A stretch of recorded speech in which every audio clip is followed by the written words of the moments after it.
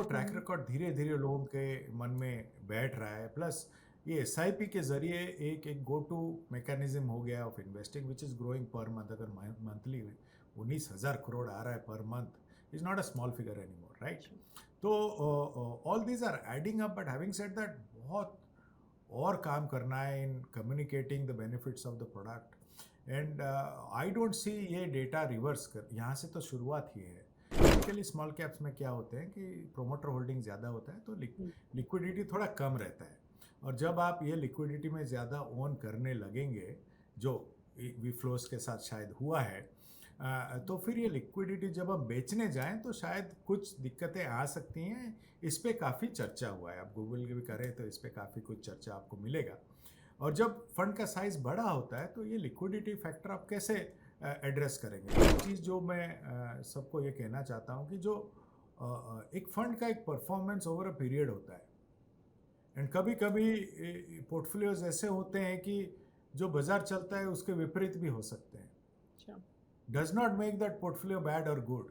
Portfolio का अपना position होता है, पोर्टफोलियो का अपना स्टाइल होता है। Big portion of my income or salary I have to invest because of my retirement goal, and I am a paranoid retirement goal person. If I put my figure in front of you, you will say कि इतना क्यों चाहिए, but मुझे चाहिए मेरे हिसाब से। अगर 40 साल जीना है at a life which is better than what I am leading, the only friend that I have post retirement is money. Is a reality, and at an older age it is definitely money.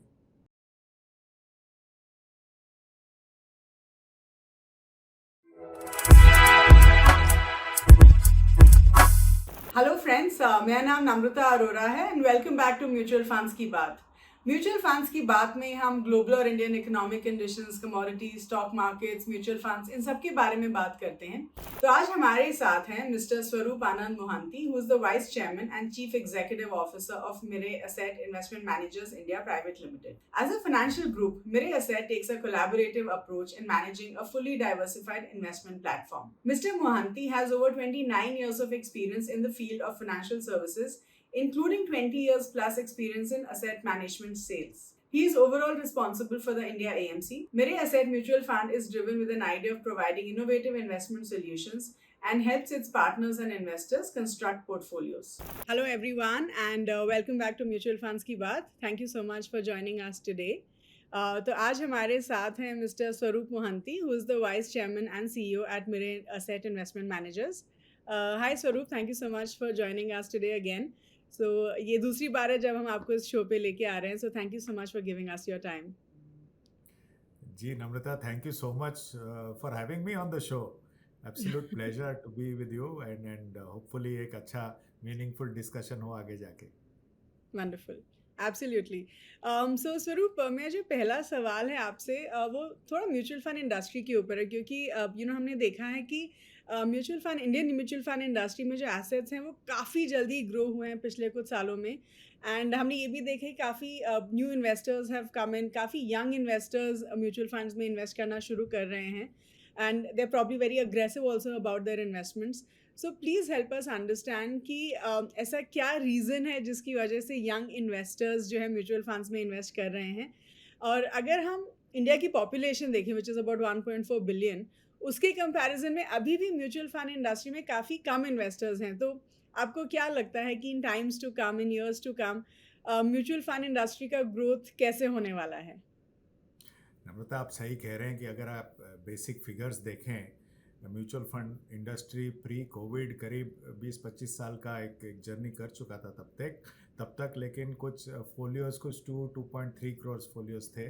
Post Covid ये last 3-4 साल में वो figures आज 4.3 या 4.4 करोड़ पे आके रुके हैं, और ये एवरी मंथ ऐड हो रहे हैं। इसके दो तीन रीज़न है। एक तो जो एक शुरुआत हुई थी लोगों की ड्यूरिंग डीमोनेटाइजेशन की, एक ये फिक्स्ड एसेट्स से फाइनेंशियल एसेट्स के लिए जो शिफ्ट है, वो शायद डीमोनेटाइजेशन के टाइम में एक बेसिक जहन में एक आया था सबका कि इस पे शुरुआत करें। लेकिन जो एक्चुअल टेक ऑफ हुआ वो कोविड के टाइम में हुआ। एंड कोविड के टाइम में लेट अस अंडरस्टैंड, आप और मैं घर में जब बैठ गए 2 साल, उसमें 2 साल में हमें फर्स्ट टाइम, एटलीस्ट मेरे लाइफ में फर्स्ट टाइम ऐसा जो मेरा नीड और वांट में ना जो क्लियर अंतर है वो मुझे दिखा।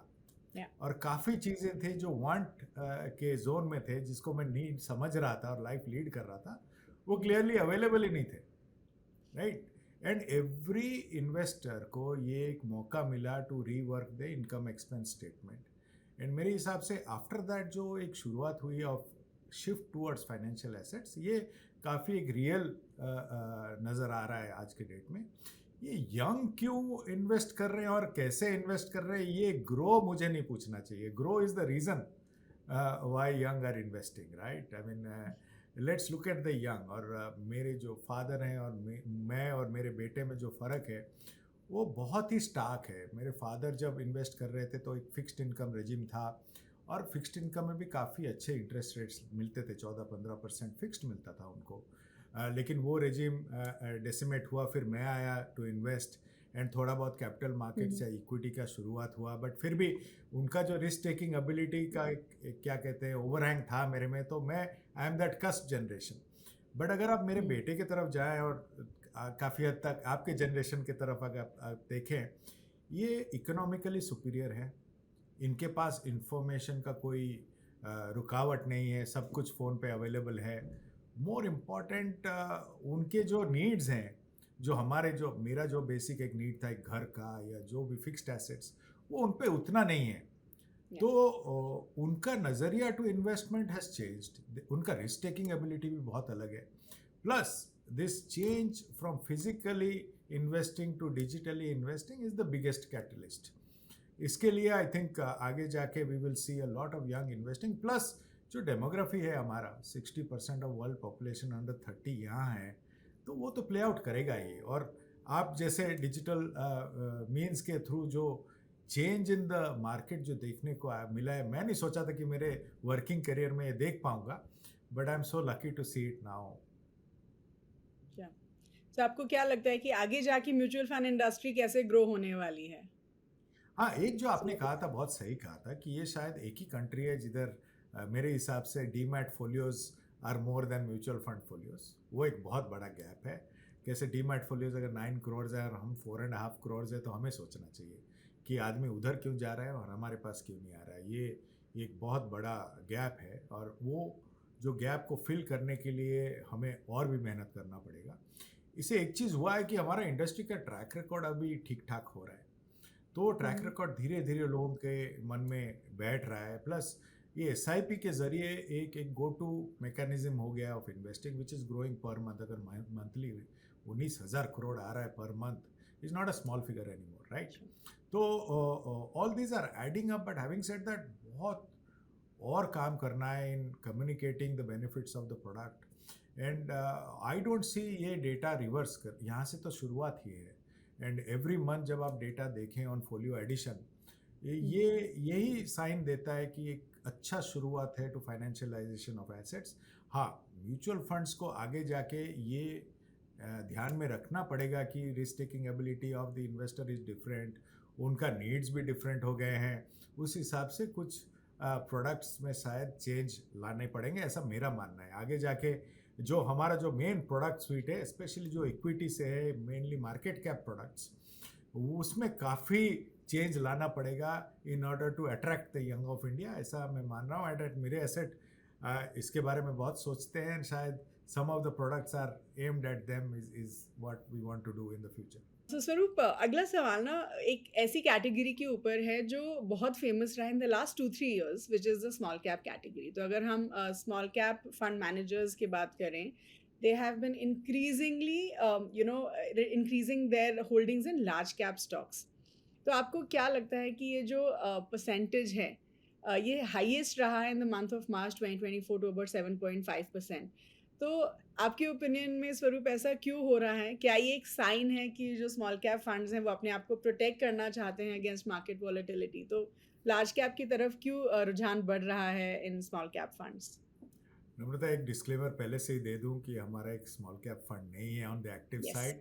तो मेरा जो आंसर होगा वो purely as a student of the industry होगा। जब भी आप स्मॉल कैप्स देखें, यस, पोटेंशियल ऑफ ग्रोथ है, इसलिए शायद लोग उधर आकर्षित होते हैं। बट उसके साथ एक बड़ा एक इनबिल्ट एक फैक्टर आता है कि लिक्विडिटी ऑफ दो स्टॉक्स।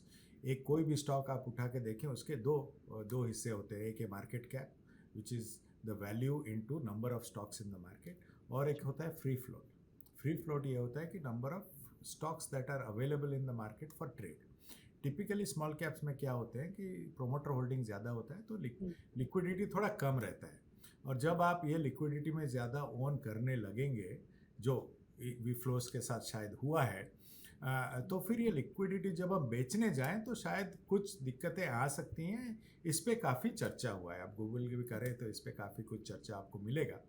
और जब फंड का साइज बड़ा होता है तो ये लिक्विडिटी फैक्टर आप कैसे एड्रेस करेंगे? By taking liquid stocks. Invariably liquid stocks large caps होते हैं, तो शायद looking at the health of the और maybe the composition of the year, fund managers are taking no harm with that. In fact fund का liquidity status strengthen ही करता है। Okay, सो अभी आपने बोला कि आपका कोई एक एक्टिव स्मॉल कैप फंड नहीं है।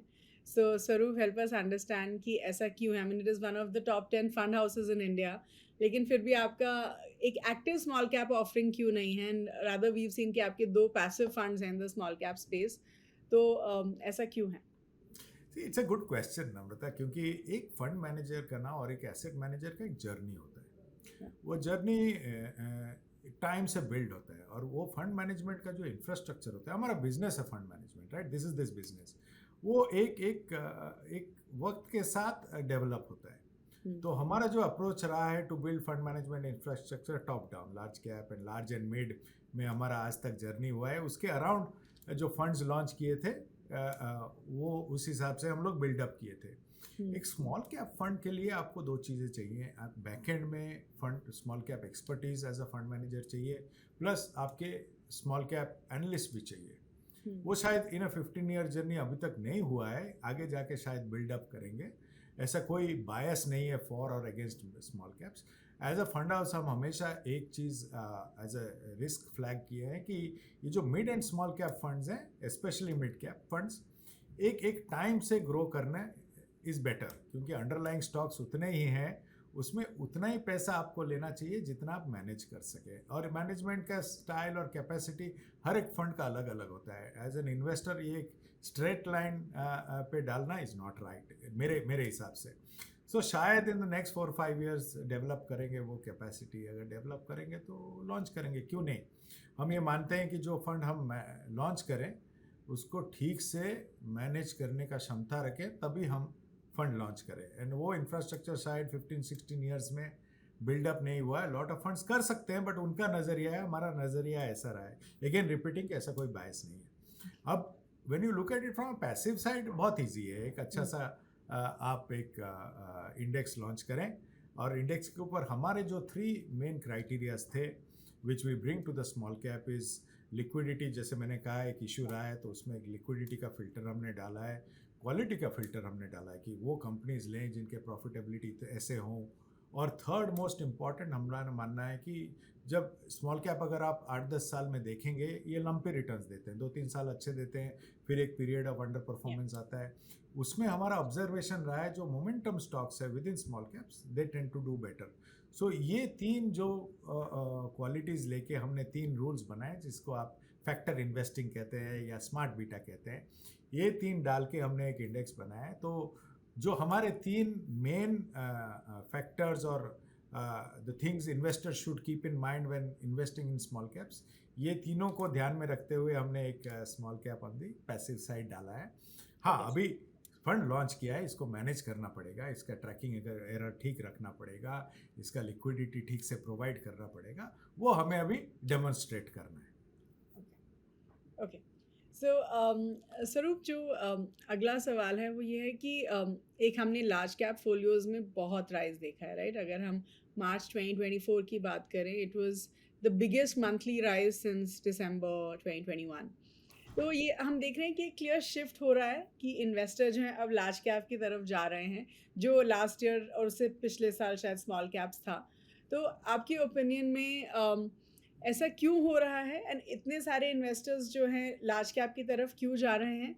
ऑल्सो, क्या investors flexi cap as a category को देख सकते हैं? क्योंकि अगर हम फ्लेक्सी कैप की भी बात करें तो उनका काफ़ी टिल्ट जो है वो लार्ज कैप स्टॉक्स की तरफ रहता है, right? and even mid cap funds for that matter, उनका भी to get the requisite large cap holdings in their portfolio. So help us understand कि large cap space में क्या हो रहा है जिसकी वजह से हर कोई large cap को देख रहा है. नम्रता, लार्ज कैप स्टॉक्स जैसे थे वैसे ही हैं. Hmm. इन्वेस्टर का बिहेवियर चेंज हुआ है, राइट? Okay.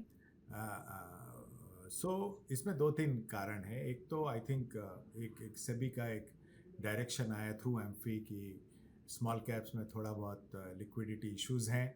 उनके चलते काफ़ी स्मॉल कैप फंड्स को एक आदेश आया था to slow down flows, based on which many small cap funds have stopped taking money lumpsum के थ्रू. उसमें एक इन्वेस्टर पे एक प्रभाव होता है जो दिख रहा है.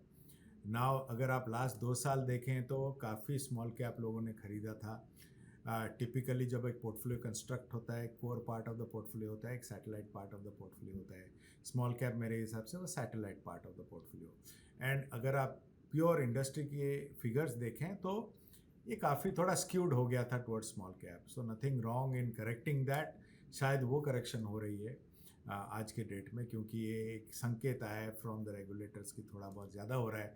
तो it's a good thing that people have now started buying core good strong companies. Where I agree with you that large cap भी ले सकते हैं, फ्लेक्सी कैप भी ले सकते हैं. Flexi cap theoretically should be taking a far broad-based approach than a pure large cap, because pure large cap में आपको 80% large cap रखना पड़ेगा. अगर थोड़ा यंगर हैं तो शायद flexi cap is better.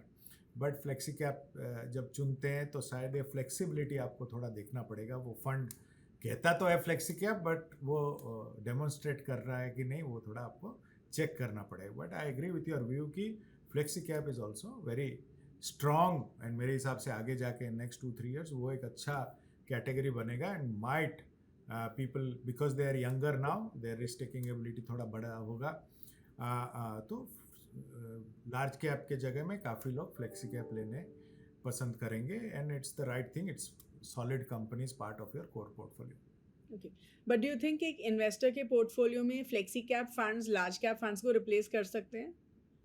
Depends on the portfolio construct. मेरे हिसाब से अगर थोड़े यंगर हैं और रिस्क टेकिंग एबिलिटी थोड़ा ज़्यादा है तो फ्लेक्सी कैप ले सकते हैं.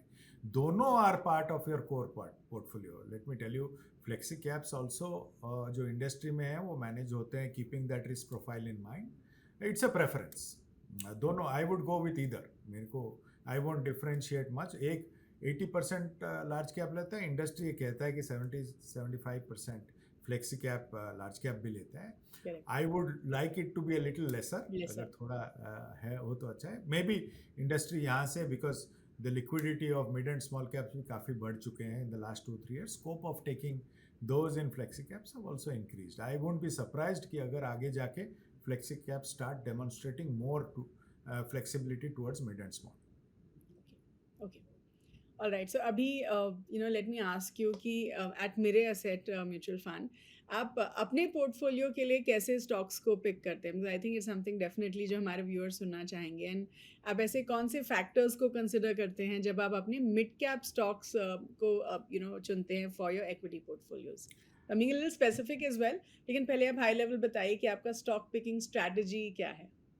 See basically every fund manager, हम क्यों, एवरी फंड मैनेजर आपको एक बेसिक एक बात कहेगा या कहेंगी कि buy a good business as a good price. For us that good business is most important across. एक स्टॉक प्राइस कहीं से कहीं जा रहा होगा, बहुत हॉट स्टॉक होगा, अगर गुड बिजनेस नहीं हुआ तो हम हाथ ही नहीं लगाएंगे. लास्ट 2 साल में हमने काफ़ी इस पर डेमोन्स्ट्रेट किया है कि सम कंपनीज जो बहुत तेज़ी से मार्केट में चल रहे हैं वो हमारे हिसाब से did not qualify as a good company, तो हमने वो पोर्टफोलियो में नहीं लिया है. इसलिए शायद लास्ट 2 साल में थोड़ा परफॉर्मेंस में हम पीछे हैं. बट वो वक्त ही बताएगा वेदर वी आर राइट और what has happened is right. Time will tell. But that is number 1. Have conviction on the portfolio that we will buy good companies. And good companies में 2 तरीके basic होते हैं. एक, governance बहुत important रहता है हमारे लिए. प्रोमोटर कौन है, उनका ट्रैक रिकॉर्ड कैसा है, consistency of policies of those governance वो ट्रैक करते हैं. That is very important. It starts there. Sometimes अच्छे companies go through bad phases. You would have seen कि वो बैड फेजेस में भी हम होल्ड करते हैं, हम उनको छोड़ते नहीं हैं.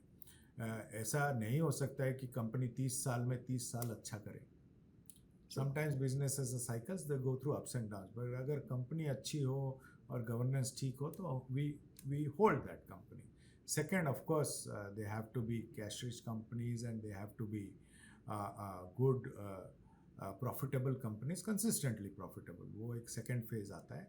Typically in mid caps हमारा ये track record रहा है कि bulk of the times हम थोड़ा large mid caps hold करें.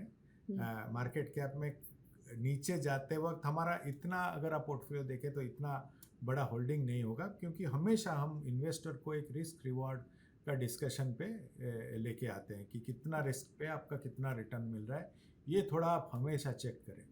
जब हम इन्वेस्ट करते हैं तो टिपिकली शुरुआत में हम ये सोचते हैं कि ये एक रिटर्न जनरेशन का प्रोसेस है.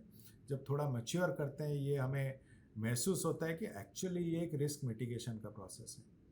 जो जितना करीब हमारा पोर्टफोलियो हमारे रिस्क प्रोफाइल के पास हो उतना ही इन्वेस्टमेंट एक्सपीरियंस बेटर हो. सिमिलरली अ फंड मैनेजर वही करता है, ये करती है कि जो risk profile of the fund उसके हिसाब से फंड चुने. और अगर आप देखें हिस्टोरिकली हमारा large and mid cap fund has given returns equal to any mid cap in the market also. So sometimes लोग ये सोचते हैं कि छोटे कंपनीज गिव हायर रिटर्न्स. ऐसा ऑल द टाइम्स नहीं होता है. लास्ट ईयर अगर आप देखें some of the sector funds have outperform the smaller caps. अगर आप देखें तो जो फैंग प्लस है, ग्लोबल फंड है, टॉप 10 डिसरप्टिव टेक फंड लेता है और काफ़ी लार्ज बैलेंस शीट से, एक एक कंपनी शायद equal to Indian market cap, that have outperformed all small caps India. So that has been our approach to bring a good risk adjusted portfolio to the investor, keeping in mind two things. One, the company has to be solid. थोड़ा बहुत एक नज़रिया change हुआ, to be honest, when this new age companies came in, because उनका business model ही अलग था. उसमें हमने कुछ पोजीशंस लिए हैं and some of those positions have started looking good. तो ऐसा नहीं कि एक फिक्स नज़रिया लेके जाते हैं, कुछ नया आइडिया होता है तो एनालिस्ट डेफिनेटली देखते हैं. एक्चुअली और एक चीज़ कहना चाहता हूँ नम्रता, कि टिपिकली फंड मैनेजर सामने आते हैं, उनका नाम सामने आता है, but bulk of the heavy lifting analyst करते हैं. एनालिस्ट चुन के एक फंड पूल में डालते हैं, वो पूल फिर डिबेट होता है कि इन्वेस्टेबल पूल बनता है. वो इन्वेस्टेबल पूल में ही फंड मैनेजर्स चूज करते हैं. फंड मैनेजर इन्वेस्टेबल पूल के बाहर चूज नहीं कर सकते हैं. सो एक कंसेंसस होता है टीम का, एंड उससे एक जर्नी बनता है, क्योंकि 7-8 फंड मैनेजर्स अपने अपने आइडिया शेयर करते हैं और एक पोर्टफोलियो बनाते हैं. पोर्टफोलियो कभी कभी चल सकता है, कभी कभी आपका व्यू नहीं चल रहा है. Some of our views in some funds in the last 2 years have been contradictory to the market, but that does not mean हम अपना conviction छोड़ दें. Okay. And it's a similar strategy you follow for mid-cap stocks as well. Across. Sometimes this is restricted to mid-cap companies, that is exposed to large companies, right? But ऐसा कोई specific style of investing? Value, growth? People have referred to us as growth in the past. But ऐसा हुआ है कि जो पहले के value funds थे वो अभी ग्रोथ दिख रहे हैं, और जो ग्रोथ फंड्स थे वो शायद वैल्यू दिख रहे हैं. सो साइक्लिकल होता है मार्केट, बट ऐसा our endeavour has always been to buy good businesses at good prices. कभी कभी ऐसे कंपनीज हम लोग लिए हैं at a price when there are issues with the company ठीक हो, बट एक्सटर्नल फैक्टर में कुछ आके उनका प्राइस करेक्ट हो जाता है. स्पेशल सिचुएशन में हमने काफ़ी टाइम में अच्छे अच्छे कंपनीज एट गुड प्राइसेस लिए हैं. बट एक चीज़ जो मैं सबको ये कहना चाहता हूँ कि जो एक फंड का एक परफॉर्मेंस ओवर अ पीरियड होता है, एंड कभी कभी पोर्टफोलियोज ऐसे होते हैं कि जो बाजार चलता है उसके विपरीत भी हो सकते हैं. Does not make that portfolio bad और गुड. पोर्टफोलियो का अपना पोजीशन होता है, पोर्टफोलियो का अपना स्टाइल होता है. ये थोड़ा परखें एज इन्वेस्टर्स की पोर्टफोलियो कैसा है. और अगर सपोज जस्ट फॉर डिस्कशन से एक बाजार चल रहा है इन 3-4 सेक्टर्स और हमारा पोर्टफोलियो उधर बैठा है, देन यू कैन डिस्कस इसका परफॉर्मेंस कैसा है. अगर बाजार इधर है, हमारा पोर्टफोलियो इधर है और हमारे हिसाब से पोर्टफोलियो अच्छा है, then you have to put that in your mind while assessing the fund. That's not about Miri, about all funds. Sure. Okay. सो स्वरूप, अभी अगर हम देखें तो एक जो कैटेगरी ऑफ फंड्स हैं वो बहुत ही फेमस है amongst investors, which is sectoral and thematic funds. I think we all understand कि सेक्टरल फंड्स, थीमेटिक फंड्स काफ़ी रिस्की फंड्स होते हैं, आपके सैटेलाइट पोर्टफोलियो का हिस्सा होना चाहिए. एंड हमें ये सवाल कितनी बार पूछा जाता है कि मैम ये बताइए हम कौन से सेक्टर में इन्वेस्ट करें, राइट? सो एक जो specific sector that I want to bring up today is the energy sector. तो आप ये बताइए कि आपकी ओपिनियन में जो एनर्जी सेक्टर फंड्स होते हैं वो कितने इंपॉर्टेंट हैं इन इन्वेस्टर्स पोर्टफोलियो, स्पेशली अगर हम इंडिया की बात करें, we are focusing on alternative energy, compare to the source of crude oil. So do you think अगर हम अपने पोर्टफोलियो में एनर्जी सेक्टर फंड्स रखेंगे तो वो हमारे पोर्टफोलियो के रिटर्न्स को एनहांस करेंगे in the times to come? let me answer that in two steps. The Sure. first step है ग्लोबली एक रियलाइजेशन मैं आपको देता हूँ. हम लोग we are working in 17 countries. India is the only country which invest in market cap, large cap, mid cap, small cap. Globally they invest in ideas. Okay. They've gone beyond market cap investing. And जब भी हम sector या theme की बात करें, it is always taken in one breath, right? While people should understand that एक theme एक broad base होता है, एक सेक्टर एक सबसेट होता है थीम का. जब मैं अपना करियर चालू किया था in late 90s, fact sheets used to read banks, right? Banks में फिर कॉमा आया बैंक्स, एनबीएफसीज, फिर bank, NBFCs, financials. Now it is bank, NBFC, financials, fintech. The point I'm making is financials is a banking and financial is the theme. Yeah. Bank is a subset. When we launched our healthcare fund 4-5 years ago, it was practically pharma. When we launched our consumption fund 12-13 years ago, it was practically FMCG. आज के date में आप अगर healthcare देखो, pharma is a small part. Hospitals are also there. Health insurance becomes a part. And if you look at health, and एक simple सी example I would like to give you कि अगर आप cycling में health build करना चाहते हैं तो वो काला पुराना वाला साइकिल से हेल्थ नहीं होता है. एक नया वो जो हेल्दी साइकिल्स जो आते हैं उससे चढ़ना पड़ता है. एक अटायर आता है, अटायर के बाद शायद कुछ ईयरफोन्स भी आते हैं. It comes as a package. So the point I am making is the themes grow over a period of time. IT over a period of time has taken a very different connotation. I remember पहले इन 2000 और 2001 take funds आए थे और फिर काफ़ी बुरा एक crash आया था. उसमें फिर one of the portfolios had taken a bank, and काफ़ी लोग कह रहे थे बैंक कौन सा दिन टेक हो गया. So they had given a note saying that banks are tech place. Today there is no doubt that banks are tech place only, right? So similarly, when you look at a theme for tomorrow, energy is the theme for tomorrow. I completely agree with that. You can either play it through a diversified fund, but if somebody who sits on themes like this, say energy, manufacturing, you can ride a good journey over a period of time. Okay. But the key is, again, if you're looking at a broad theme, उसमें आप बैठें. मैं आपको एक simple सी example दे रहा हूँ, कोई फंड सेल्स नहीं कर रहा हूँ इधर. Look at the consumption theme. और हमें सबको पता है कि consumption is the world basis of India. 12-13 साल का ट्रैक रिकॉर्ड ले लें और उसको कोई भी फ्लेक्सी कैप फंड से आप कंपेयर करें, on volatility, on return, what ever factors, on quality of portfolio, you will see how it works out. But yes, the realization that ये सब opportunities हैं need to now come in, and thanks for giving this question, because there is a lot of scope beyond market cap to generate returns. And अगर आपको ऐसा एक theme पहले मिल जाए ना, उसमें आप बैठे रहिए. We are so convinced about manufacturing. हमने एक इंडेक्स भी डाला है मैन्युफैक्चरिंग पे. मेरे हिसाब से next 15 years belong to manufacturing. And energy, अगर कोई सोच रहा है एनर्जी नहीं चलेगा, then it's that person's problem. So you do think कि अगर हमें अपने पोर्टफोलियो में एक थीमेटिक फंड डालना है, अगर डालना है, then energy could be a good thematic fund enough. It is no rocket science. आप look at the themes that will take any economy forward. मेरे हिसाब से since 30-35% or bulk of Nifty 50 is banking. Banking is a big thing. Sure. Right? Some of the private banks today are available at great prices. IT and IT infrastructure is a perpetual thing. Look at the valuation of IT infrastructure. Energy is a theme for future. Consumption is a perpetual story. You cannot go wrong of consumption in India. when you're moving from being a low and mid level consumer to a mid and high level consumer. But when you look at futuristic themes, yes, energy would qualify as one. But does it have enough stocks to form a broad portfolio? That is something which you have to sort of discuss and find out. If there is one, then take the ride. Take the ride. Is don't time broad themes. Themes grow. I mean, give you a small example. We have a social media fund in the US. That social media fund was there before Facebook was there, not Facebook IPO, before Facebook was there. Think of the person who conceptualized that idea.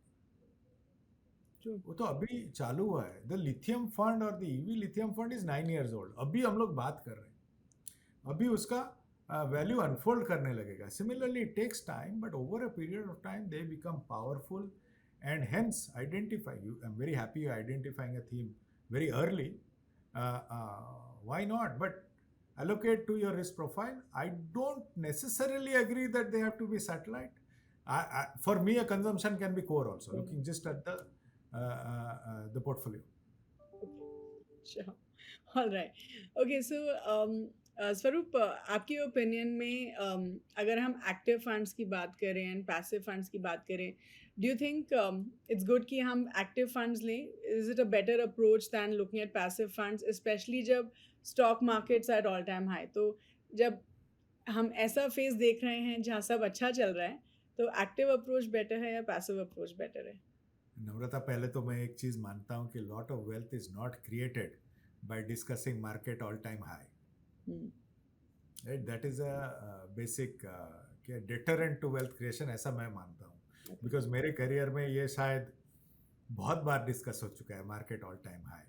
मैं हमेशा लोगों को, my last slide in my presentation nowadays is very simple. Do you look at Indian market as Sensex at 70,000 or do you look at Indian economy at 7 trillion? जैसे आप देखेंगे आपका नज़रिया वैसा चेंज होगा. Money is not made by markets. Money is made by behavior. Right? Yeah. So, आपका decision to have active or passive depends on how you are as an investor. If you look at the global market, 60s में markets were inefficient, so generating alpha, which is returns above the market, was possible. So broadly, globally, ना active चलते थे. Towards say mid 90s or towards 2000, it became difficult to, as markets became transparent, it became difficult to beat the benchmark. Hence the passives came in and a realization आया in investors. ये in this pursuit of alpha, which is generating returns above the benchmark, there is also a possibility of underperforming the benchmark. So एक new breed of investors were born. वो कह रहे थे मुझे ये under performance नहीं चाहिए, मुझे सिर्फ मार्केट चाहिए. Yeah. That is how passive investing started. Now in India, it is at a very interesting phase because please understand that categorization of funds है, based on which active funds को मिला है number of funds you can launch, number of ideas you can launch. उसका portfolio भी defined है. Correct. अगर कोई नया आइडिया लाना हो तो more often than not वो passive में ही आएगा because जिधर there is an investable universe, you can create an index. Correct. जिधर भी. So ideation are very large on the passive side because of the constraint of the active side. That's simple. Now to form a portfolio, your objective should be to form a strong portfolio catering to your goal and risk profile. उसमें आप थोड़ा जितना आप unbiased होगे उतना better. Okay. Right? Do what is right for your portfolio. If you feel आपके पास good managers हैं, मैं भी ये मानता हूँ कि अच्छे managers हैं मार्केट में जो आपको अल्फा जनरेटिंग रिटर्न्स देंगे, आप उनको चूज करें. प्लीज इसमें पास्ट परफॉर्मेंस थोड़ा कम रखें इन योर असेसमेंट. प्रॉब्लम यहीं पे है कि आपका अगर decision is broadly based on past returns, please remember past returns belong to past investors, not to you. थोड़ा फ्यूचर देखें, और फ्यूचर देखने में इतना कोई रॉकेट साइंस नहीं है. जैसे आप कह रहे हैं एनर्जी आपको भी पता है, मुझे भी पता है फ्यूचर वो कैसे डेवलप करता है, उसको ट्रैक करना पड़ेगा. But is no rocket science, is understanding that आगे जाके एनर्जी में बहुत फ्यूचर है, इंडियन मैन्युफैक्चरिंग में ऐसा कोई ज़्यादा पढ़ना नहीं पड़ता है. राइट? सो सिमिलरली अपना कॉमन सेंस से एक डिसाइड करें हु आर दोज मैनेजर्स, उससे आप बनाएं. बट अगर आपको अच्छे आइडियाज मिल रहे हैं which are beyond active, why not form a strong portfolio. अगर आप कहते हैं कि नहीं मुझे अंडर परफॉर्मेंस नहीं चाहिए, तो Nifty 50 is available at very attractive prices. Correct. Suppose मैं आपको एक सिंपल सी बात कह रहा हूँ कि and I am giving an example and I am giving my example because I don't want to give other people, I am not allowed to give other examples. एक small cap हमने डाला है और जो 3 क्वालिटीज़ हैं वो हमने एक रूल बनाया है, formed an index in that small cap factor fund और स्मार्ट बीटा फंड. बिकॉज उसमें एनालिस्ट नहीं चाहिए एंड फंड मैनेजमेंट यूनिट नहीं है, कॉस्ट बहुत कम हो जाता है. You can't take away the cost benefit of a passive fund. So जो पोर्टफोलियो बनना चाहिए should be very neutrally based towards your own need and want of a strong portfolio. उसमें जो आइडिया बैठता है उस हिसाब से आप लें. Don't get into this debate of active versus passive. I think if you combine the two, आपका पोर्टफोलियो बहुत बेहतर बन सकता है. So, मतलब हम एक बैलेंस जरूर क्रिएट कर सकते हैं कि हम थोड़ा जी. एक्टिव ले लें, थोड़े पैसिव ले लें, जी. so that we get the benefit of both worlds. Yeah, some beautiful ideas are there. So take the benefit of those ideas. All right. Okay, so मेरे एसेट म्यूचुअल फंड ने recently investors को caution किया था about international ETFs which are trading at a significant premium, क्योंकि अब नए units create नहीं हो सकते. इंडस्ट्री ने जो है अपना इंटरनेशनल इन्वेस्टमेंट लिमिट पूरा एग्जॉस्ट कर दिया है, चाहे वो डायरेक्ट हो या ETFs हो. तो इसके बारे में थोड़ा बताइए Swarup. Tell us the reasons for it. Actually, everybody knows that investing in global funds is restricted by the regulator. Now, ये जो जैसे एक्टिव फंड्स हैं या जो फंड्स हम म्यूचुअल फंड के स्टेबल से चलाते हैं उसमें हम बंद कर सकते हैं. जब एक ETF आती है तो ETF is traded in the market. It is open to buying and selling. And every price, whether it's stock or ETF or whatever, a price is defined by the buyer and the seller. Where they meet is the price. जब buyers बढ़ जाते हैं तो price आगे जाता है, buyers कम हो जाते हैं, सेलर्स बढ़ जाते हैं तो प्राइस नीचे जाता है. सिमिलरली जब हम खुद इसको इंटरवीन नहीं कर पा रहे and there is scarcity in the market, तो एक प्रीमियम बन रहा है which is not real. It is artificially created in the market. Hence we thought we will question our investors की वैल्यू वो नहीं है, वैल्यू ये प्रीमियम की वजह से हुआ है. And it's our basic objective as a fiduciary role to inform investors कि please be cognizant of this and do not get into this price because the price is artificially created because of the inability of the market maker to play in the market. And hence जो price आपको दिख रहा है वो एक artificial price है. Our advice is अगर ये टाइम में उससे दूर रहें तो बेहतर है. So now let me ask you, some conceptual questions. हमने बहुत सारी categories के बारे में discuss किया. We spoke about active, passive, thematic, small cap, large caps, flexi caps. So, स्वरूप पहले हमें ये बताइए, and I think this is something which I'm sure all the investors want to know, कि अगर मुझे एक all weather portfolio बनाना है अपने लिए, right, which is चाहे market ऊपर जाए चाहे नीचे जाए, मेरे returns पे बहुत ज़्यादा impact ना हो, तो वो मैं कैसे बना सकती हूँ. प्लस इक्विटी डेट का एलोकेशन कितना होना चाहिए इन एन इंडिविजुअल्स पोर्टफोलियो. ये रियलाइजेशन शायद थोड़ा लेट आया, but I am very happy with my self कि पहले तो हम मान के चलते थे कि equity is the growth asset, which I completely agree. But over a period of time it has its own cycles. अगर आप आज के डेट में देखें और 2010 to 2023 के फिगर्स देखें, the returns of equity and gold are practically the same. Right? True. So 2010 to 2023 is a long period. Okay. So that brings that whole thing is when your aspiration is to build an all-weather portfolio, it should also be invested in all asset classes.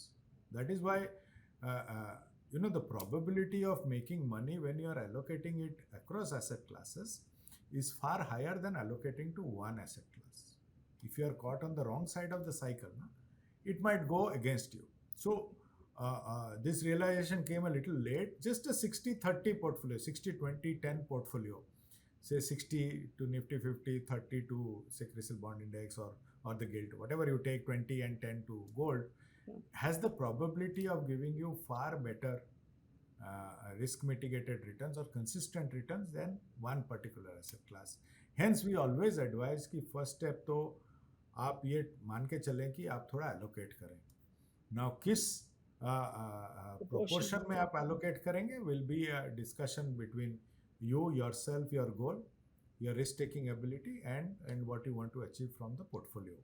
उस पर थोड़ा आपको definitely homework करना पड़ेगा. And I dare से थोड़ा time लगेगा till you reach that magic formula. हम लोग को काफ़ी टाइम लगा गया, ऐसा नहीं कि आज भी हमारा फार्मूला बरकरार है, बट काफ़ी मिस्टेक्स करके, काफ़ी खुद को अगर थोड़ा नॉलेज के ज़्यादा समझ के we made some mistakes to arrive at that formula. But इसलिए ये भी कहते हैं कि जो आप पोर्टफोलियो डालें उसको एक पीरियोडिक रिव्यू करें, अगर कुछ चेंजेस करना है उसको रिबैलेंस करें. So my simple submission would be आप थोड़ा एसेट एलोकेशन की तरफ ध्यान दें ज़्यादा. उससे वेल्थ ज़्यादा, probability of an all weather portfolio is better. और अगर हम सिर्फ इक्विटी पोर्शन की बात करें हमारे पोर्टफोलियो में, तो आपको क्या लगता है कौन सी कैटेगरीज आ सकती हैं ऑल वेदर पोर्टफोलियो में? Yeah, very interesting question, because finally एक equity portfolio should aspire to catch the length and breadth of the market, right? क्योंकि opportunities हर जगह हैं, right? तो टिपिकली जैसे मैं कह रहा था कि पोर्टफोलियो दो हिस्से में बांटते हैं, एक कोर पोर्टफोलियो और एक सैटेलाइट पोर्टफोलियो. कोर पोर्टफोलियो के एंडेवर रहेगा कि जो अच्छे स्ट्रॉन्ग कंपनीज हैं जिससे हमें स्टेबल रिटर्न मिले, वो हम डालें, which is the main part of your portfolio. जिसके साइड हम एक सैटेलाइट क्रिएट करते हैं विथ एन एस्पिरेशनल थिंग कि थोड़ा जो किकर हमें मिले. अगर सपोज मेरा return projection is between 10 to 11%, शायद मेरा कोर थोड़ा बड़ा हो, क्योंकि the large companies I feel, मेरा अपना ओपिनियन है कि इतने में आ जाएंगे. अगर मुझे 15% चाहिए, शायद कोर को थोड़ा कम करके सैटेलाइट में शायद स्मॉलर कंपनीज लूँ, और जैसे नम्रता ने कहा कि थोड़े कुछ आइडियाज़ दूँ, जैसे she is suggesting energy as an idea, वो प्रोपोर्शन में आप डालेंगे और उसको सालों एवरी ईयर रिव्यू करके put it on a track where what you want. But the key is Namrata understanding how much you want. Suppose somebody says I am investing for creating wealth, nothing wrong. वो wealth को भी define करें कि मुझे इतने साल में इतना पैसा चाहिए. अगर वो आप कर सकें तो यू कैन वर्क बैकवर्ड्स कि मुझे फिर इतना रिटर्न पर ईयर चाहिए. अगर वो आप you can arrive at that, then फिर पोर्टफोलियो कंस्ट्रक्शन करना ईजियर होता है. विदाउट दैट मीनिंगलेसली ना आप एक जो all weather first and secondly good strong portfolio catering to your need, वो नहीं बनता है. पहले आप अपना नीड डालो टेबल पे एंड देन फिगर आउट कि आपको क्या रिटर्न चाहिए. देन फिर आपको भी लग जाएगा कि रिटर्न आ सकता है नहीं आ सकता है. समटाइम्स इन काफ़ी डिस्कशंस भी रियलाइज जो रिटर्न आप बात कर रहे हैं वो शायद अचीवेबल ही नहीं है. So, it's very interesting that you brought up about the need of an investor, क्योंकि मेरा नेक्स्ट सवाल उसी के ऊपर है. There was a point जब आपने बोला था कि कोई भी अमाउंट रिटायरमेंट के लिए बहुत नहीं है, राइट? रिटायरमेंट मुझे लगता है कि एक इतना ज़रूरी फाइनेंशियल गोल है जिसको शायद लोग उतना importance initial parts of the career, initial parts of the journey में नहीं कंसिडर करते हैं. अभी जब मैं when I talk to investors, I know people जो मुझे बोलते हैं कि मुझे 30 साल की एज में रिटायर होना है, 35 साल की एज में रिटायर होना है. And and I keep thinking कि सबसे पहले कॉर्पस तो बनना चाहिए before we retire, considering life expectancy is also going up, which means हमारा रिटायरमेंट भी लंबा होने वाला है. So help us understand this, Swarup, कि एक मीनिंगफुल पोर्टफोलियो अपने रिटायरमेंट के लिए हम कैसे बना सकते हैं उस कॉर्पस के लिए. So let's just take an example कि लेट्स अज्यूम कि I am a 25 to 30 year old, that's my age profile.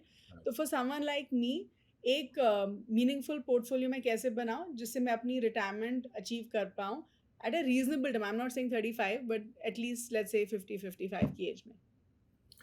मैं हंस इसलिए रहा था क्योंकि ये मेरा फेवरेट टॉपिक है. Please people should realise that only 10 or 11% of Indian working class have pension. Rest have to create pension. And Namrata, आपने एकदम सही कहा कि पहले बहुत आसान हुआ करता था, और थोड़ा जब इन्वेस्टमेंट की बात हो तो अनइमोशनल बात होती है. पहले लोग जल्दी मर जाते थे, अभी we are not dying early. So जो preparation of that pension has to be fairly long. You are talking about 30 years. Let's take that example. 30 साल meaning you will work till say 60. आप 30 साल काम करेंगे, उसके बाद another 30-40 years जीने के लिए. Correct. तो हम ये 30 साल को एक्टिव इनकम मानते हैं, और उसके बाद जो आपका जो इनकम होगा वो पैसिव इनकम होगा, क्योंकि Yes. जो आपका पूंजी होगा उससे आप रेस्ट 40 ईयर्स मैनेज करेंगे। मैनेज करने की सोचते हैं। एंड 40 ईयर्स काफ़ी लंबा टाइम होता है, let me tell you. And जिसमें से अगर लास्ट 10 ईयर्स देखें तो physically most of the people are not physically strong. So first thing I will advise, though being a mutual fund person, are you incorporating your medical needs? Yeah. Because the requirement of medical emergencies and requirements will only rise. So first thing, assess that, and since you are young, आपको बहुत अच्छे medical insurances मिलेंगे at a very attractive price. पहले वो, और उसके बारे में थोड़ा बड़ा सोचें, छोटा ना सोचें।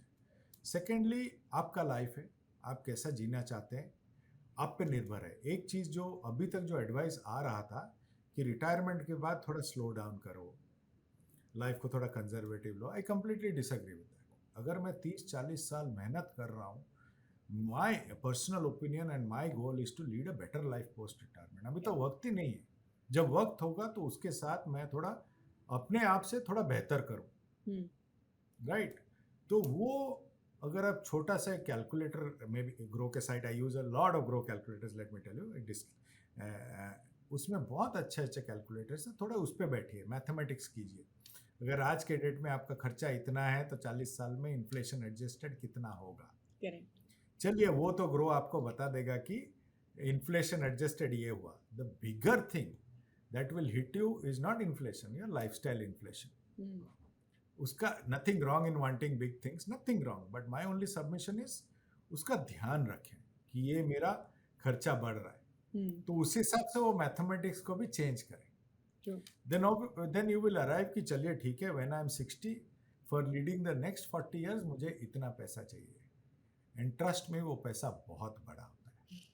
अगर मैं आपके जगह में होगा तो वो पैसे को मैं 2x करूंगा आज के डेट में, क्योंकि आपका लाइफ वैसे ही जाएगा, अभी तो कंजम्पशन चालू ही नहीं हुआ, चालू होगा। तो वो 2x को मैं बैकवर्ड फिर काम करूंगा, आज की डेट में मैं क्या पोर्टफोलियो बनाऊं। Invariably your growth asset remains equity, so proportion of equity, because you are 30, हमारा एक बेसिक थंब रूल होता है of the age, age 100 minus होता है your age is your debt to equities, that means 30 means 70% should be equity, 30% is debt. If you are a normal investor, if you are an aggressive investor, मैं इसमें 10 adjust कर लेता हूँ, ऊपर नीचे, तो 70 को 80 डालता हूँ और डेट को 20 डालता हूँ। 20 मे बी 10-20 को भी आप शायद गोल्ड या डेट में डिवाइड कर सकते हैं। आपका एक अपॉर्चुनिटी ऐसा है कि ये टाइम में all asset classes are doing well. Equity India story अच्छा है, डेट में अच्छे रिटर्न्स, गुड इंटरेस्ट रेट पे अटका हुआ है, and sovereign because of fragility of the world, so commodity buying रहेगा। सो ऑल 3 एसेट क्लासेस में आप प्रोपोर्शन के हिसाब से डालें। ना सपोज इट इज 80-20 एंड वो मैथमेटिक्स के हिसाब से, सपोज यू आर, जैसे my mathematics is 11% is my target. ना एवरी ईयर आई रिव्यू 11% हो रहा है कि नहीं हो रहा है। अगर नहीं हो रहा है, मुझे कुछ चेंजेस करने, पहले मेरा पोर्टफोलियो था 60-40, जिसमें से मेरा नहीं हो रहा था, बिकॉज मैं मोस्टली लार्ज एंड मिड डालता हूँ, I don't invest in small cap, because मुझे वो डाउनसाइड रिस्क नहीं चाहिए, that does not make me a lesser investor. तो इसलिए मैंने 60-40 को 70-30 किया in my portfolio. So it is always good to review your portfolio yearly, and जो if you are on track, fantastic, if you are ahead of the track, even better. ये markets में you will be more ahead of the track, don't get carried away by it, because changes can happen in the markets in nature. But फिर उसके बाद seemingly एक mathematically unemotional वे approach करेंगे तो you will gradually go towards your retirement. But please एक one basic क्या होता है, हम एक पोर्टफोलियो बनाते हैं, उसको लेके चलते हैं, उसमें से फिर निकाल के कुछ और करते हैं। जो आपका रिटायरमेंट पोर्टफोलियो होगा ना, वो सेग्रीगेटेड रखें, उसमें से कभी भी पैसा निकाले मत, बिकॉज वो कंपाउंडिंग से जर्नी से आप आगे बाहर निकल जाते हैं। आप शायद दूसरे पोर्टफोलियो आपके अदर रिक्वायरमेंट्स के लिए रखें, जो आपका रिटायरमेंट पोर्टफोलियो, शायद अगर 5-6 फंड लेके आपने एक रिटायरमेंट पोर्टफोलियो है, माय ओनली सबमिशन है उसको आप रीडिंग ना करें कभी भी। Wonderful. And I think just I would just like to add one point to what Swaroop you were saying कि Please. जितना जल्दी इन्वेस्टमेंट रिटायरमेंट के लिए शुरू करेंगे उतना शायद आप रिटायर भी जल्दी हो पाएंगे. Well said. Well said. But Perfect. all right. Okay, Swaroop, one more question for you. आप ये बताइए, आपने अभी जवाब में आपने थोड़ा ये भी बोला, थोड़ा अपनी इन्वेस्टमेंट जर्नी के बारे में बताया, तो ये बताइए आप किन प्रोडक्ट्स में इन्वेस्ट करते हैं एंड आप क्या सिर्फ म्यूचुअल फंड्स में इन्वेस्ट करते हैं अक्रॉस असेट क्लासेस या फिर आप अलग अलग प्रोडक्ट्स में इन्वेस्ट करते हैं. सो help us understand your investment. When I started तो खुद को फंड मैनेजर समझते थे, तब रेस्ट्रिक्शंस भी नहीं थे, तो कुछ थोड़ा बहुत इक्विटी स्टॉक्स लिए थे and I failed miserably. Okay. जो स्टॉक में लिया वही चुन के मार्केट नीचे लेके जाता था. तो आई रियलाइज वेरी अर्ली कि I don't have that acumen and nothing wrong with it. And then this industry has some incredible fund managers. Okay. So I've been investing in mutual funds. Between me and my wife, we had a basic thing कि जब एक safety net रखेंगे about our lifes. And please understand हमारे family three people है, मैं, my wife and my सन. तीनों के risk profiles अलग हैं, तीनों के पोर्टफोलियोज अलग हैं. राइट, सबका अपना अपना पोर्टफोलियो है. The other day my son was showing his portfolio, कुछ his portfolio is performing double mine. I said good for you. Okay, तो उस हिसाब से सेग्रीगेटेड है, कंप्लीटली मैथमेटिकल है.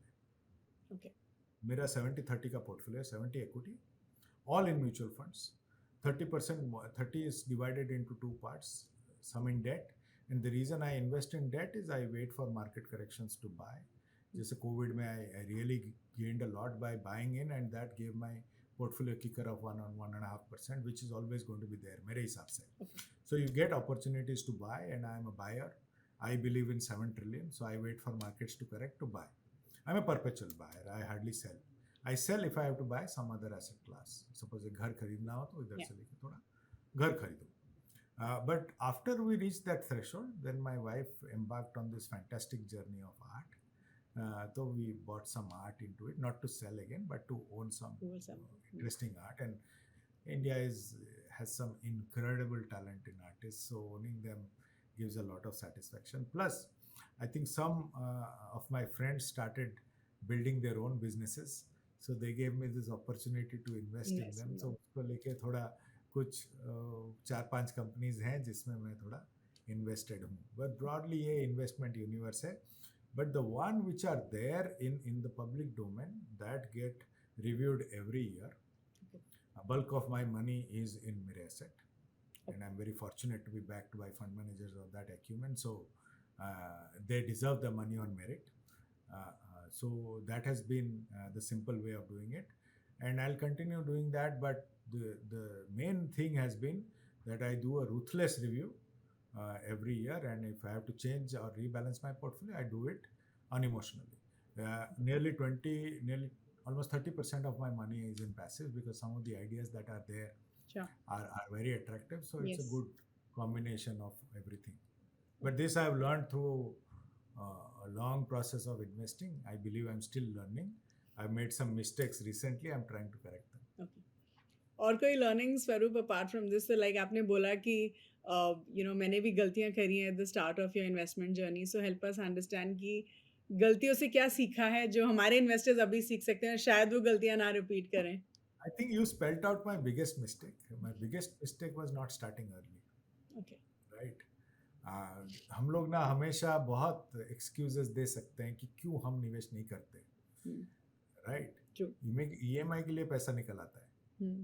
सबके लिए पैसा निकल आता है. एक नया फोन के लिए डेफिनेटली पैसा निकल आता है. बट जब भी इन्वेस्टमेंट की बात हो एट दैट एज, हम कहते हैं हमारे पास पैसा नहीं है. Probably that was my excuse, which I learned the hard way. इसलिए मुझे अभी a big portion of my income or salary I have to invest because of my retirement goal, and I am a paranoid retirement goal person. If I put my figure in front of you, you will say कि इतना क्यों चाहिए. But मुझे चाहिए मेरे हिसाब से. अगर 40 साल जीना है at a life which is better than what I am leading, the only friend that I have post retirement is money. Is a reality. And at an older age, it is definitely money. Right. So that was my biggest mistake. And second mistake, over the period of time till 2008-9, I used to time the market also. So all that is gone. Now the allocation takes over. It is the allocation grid which decides what my next investment is. Suppose it is 70-30, markets go up 10%, means my 70 goes up to 77. Then my next money should be in debt. Huh. That is how I do it. I don't look at markets. Actually, the markets reflect in the allocation. Wonderful. Okay. So just one last question. ऐसे क्या basic thumb rules हैं जो आप हमारे investors को बताना चाहेंगे, हमारे व्यूअर्स को बताना चाहेंगे? And let's say from a first time investors point of view, क्या थंब रूल्स एक इन्वेस्टर को ध्यान में रखना चाहिए? एक्चुअली दो ही चीज़ है. One is your life is unique and it is yours and you are right. That is the first part, because that will define कि आप निवेश क्यों करना चाहते हैं. You have to understand your why for investing. And my why will be different from Namrata, your why. Yeah. To all the viewers who are seeing it, first define your own life. और उससे ही आपका everything starts generating. Your investment should reflect your life journey. And it should marry your life journey. उसी से ही आपका life का सब कुछ निकलना चाहिए. Right? The closer you bring that, once you know why you are investing, knowing where to invest is very easy. Very easy. Invariably, it's the other way around. उसने डाल दिया, उसको रिटर्न मिल गया, चलो उधर डाल दे. That should not be the reason at all. You define your why, sit with yourself, and your life is yours. Right? Second part is we believe that it's a return journey. I've said this earlier, but it's actually a risk mitigation journey. I wish somebody had told me this long time back, तो मेरे इतने losses नहीं होते. Right? And everybody's risk profile is right. There is nothing wrong. And risk profile changes with life. तो risk profile मेरा 25 years में था, वो शादी के बाद थोड़ा चेंज हुआ, इतना नहीं, बट बच्चे के बाद काफ़ी चेंज हो गया. अभी जब मैं रिटायरमेंट की किटी बना रहा हूँ तो रिस्क प्रोफाइल और भी चेंज हो गया, बिकॉज मुझे डाउनसाइड नहीं चाहिए, मुझे वो पैसा चाहिए. So approach to investing will also change. Incorporate that कि as you start growing in your life, your portfolios will change because your needs will change. The third most important thing is keep a watch of your lifestyle inflation. That is the biggest killer. Nothing wrong in aspirations. It is your life. You should aspire to be the best. But it should be in your mind कि चलो पहले मैं 10 रुपया खर्चा कर रहा था, अभी धीरे धीरे 15 खर्चा करना चालू किया हूँ. उस हिसाब से आपके नीड भी चेंज होंगे. So incorporate your lifestyle changes or inflation into your portfolio. Wonderful. Okay. So just any book recommendations for our viewers, Swaroop? ऐसी कोई इंटरेस्टिंग बुक जो आपने शायद रिसेंटली पढ़ी हो जो आप रेकमेंड करना चाहेंगे? Recently, I read a book which changed me a lot. It is John Bogle, a little book of common sense investing. But I would always recommend Passports to Profits by Mark Mobius. Okay. It's a beautiful book which understands how fund managers pick. He used to pick countries, so just basic how they simplify in their mind to arrive at business investment decisions. There's some brilliant books by Monica Hallan on mutual funds that you must read. They're very simple and good to read. So I mean, these are three which I would say to begin with. But at age 25, 26, I got to read the great Robert Kiyosaki. I would definitely recommend Robert Kiyosaki. And right now, Morgan Housel is a big person who writes quite well. So yes, you must read all of this. But life is about 4 words, Namrata. Read more, meet more. Just do these 4 words and you'll do well in life. As simple as that. These are my 4 words in life. Wonderful. Thank you so much, Swaroop. It was wonderful. I think हमने आज बहुत सारे topics cover किए हमारी conversation में. So I'm sure हमारे viewers को बहुत कुछ सीखने को मिलेगा. So thank you so much for your time, and we should get you back again maybe in the next few months. But thank you so much for your time. But Namrata, always a pleasure. Wish you and your team all the very best. Thank you. And this is a great country to invest in. I'll just finish by saying that there is a risk to investing, there is a risk to not investing. Please understand the risk to not investing. Cool. Thank you so much, Swaroop. Take care. Thank you. Bye-bye. Wow, what a wonderful conversation with Mr. Swaroop Mohanty. I'm sure आप सबको ये episode बहुत अच्छा लगा होगा. I'm sure you've had some amazing learnings. तो जो भी हमने पॉइंट्स डिस्कस किए वो मैं आपके लिए क्विकली समराइज कर देती हूँ. तो सबसे पहले हमने ये डिस्कस किया कि Mirae mutual fund which is one of the top 10 fund houses in India, इनका एक भी एक्टिव स्मॉल कैप ऑफरिंग नहीं है.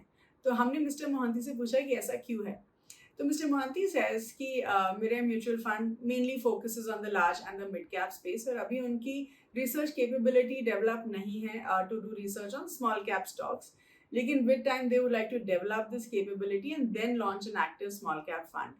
तो ही सेज कि एक स्मॉल कैप इंडेक्स को ट्रैक करना इज मच इजियर और इसीलिए Mirae asset has a passive small cap fund eight this point in time.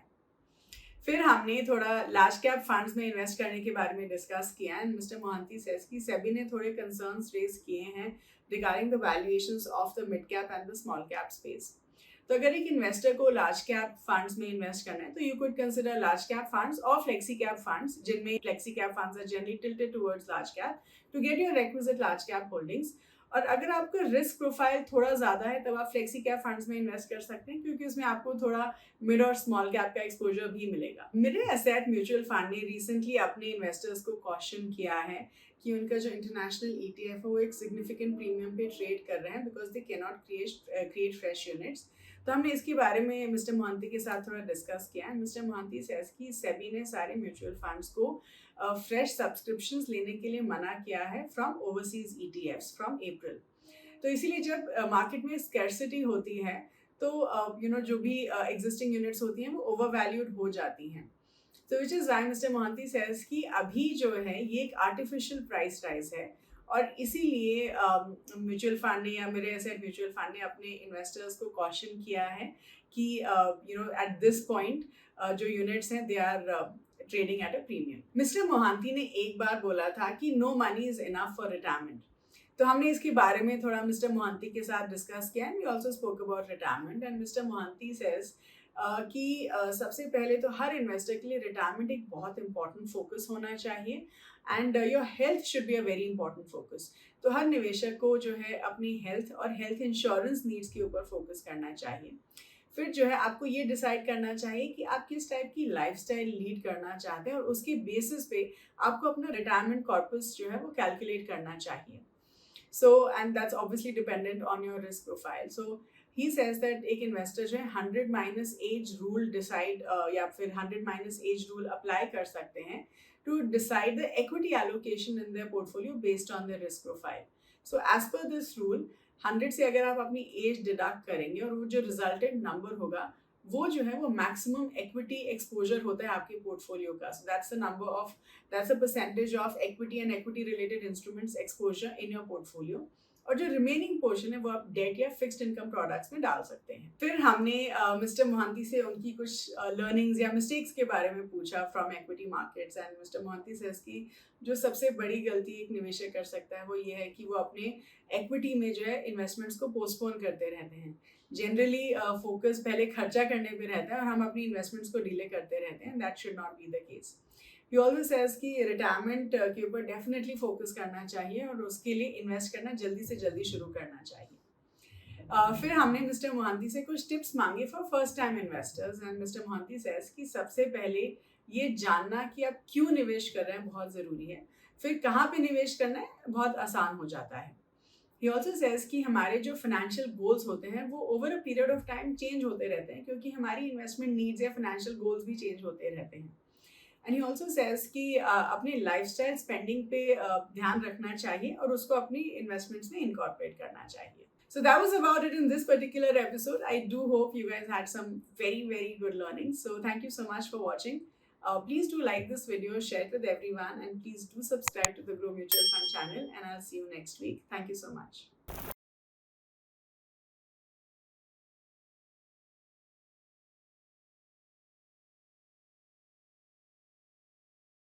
Mutual fund निवेश बाजार जोखिम के अधीन है. योजना संबंधी सभी दस्तावेजों को ध्यान से पढ़ें. Mutual fund investments are subject to market risks. Read all scheme related documents carefully.